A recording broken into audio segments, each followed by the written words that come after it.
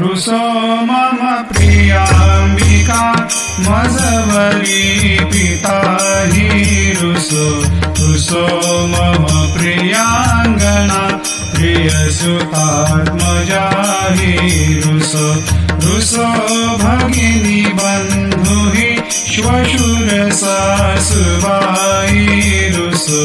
न दत्त गुरु साई मा मजवरी कधी रुसो न सुन बाईता मजन भ्रातृया पुसो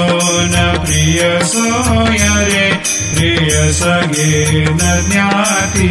पुसो सुरदना सखा स्वजननाप्त बन्धो पुसो हरि न गुरु साई मा मजवरी।